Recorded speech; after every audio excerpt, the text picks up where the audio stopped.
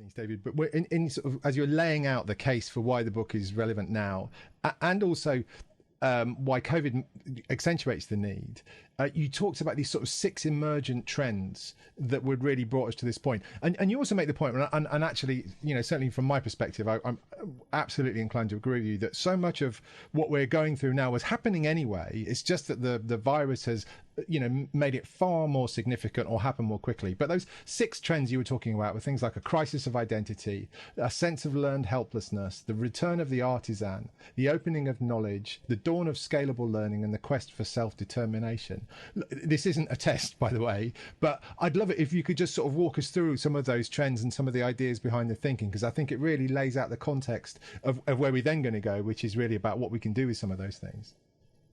I would absolutely love to, Dave, because you are the only person so far in all of the interviews that I've given who's actually highlighted that chapter. And for me, it was kind of fundamental to it, because you have to see how we got to where we are. Totally.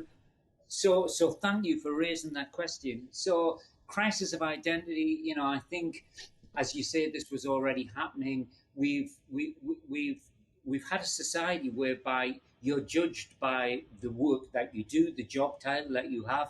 When we talk to kids, we say, what do you want to be when you grow up? You go to a dinner party, you say, what do you do? And suddenly with artificial intelligence and automation, that's no longer the case. We have to face up to the fact that not everyone is going to be able to find a job. And so being defined by the work that we do seems to be wrong. It just doesn't seem to fit for the life that's coming up. Equally, though, one of those other trends that I noticed, which has really accelerated during COVID, is what I call the rise of the artisan. And I wasn't the first one to talk about this. Mark Carney, former governor of the Bank of England, talked about the coming artisanal economy. But, we were seeing a rise in craft breweries. We're seeing, everybody was making sourdough bread during lockdown. And just yesterday, I was listening to a Radio 4 program where they had a series of people who've lost their jobs as a result of the pandemic and have shifted to trying to make a living out of their hobbies. And one woman was selling cupcakes, another one was putting kits together for pottery. So there is this sense, I think, now that going forward, we should be identifying ourselves by what we can create, what we make, which may or may not lead to, a financial reward.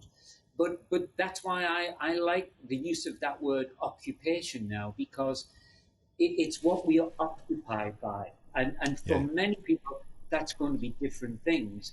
But it's a way of labeling yourself, which I think is less damning in the current scenario than simply your rank within an organization.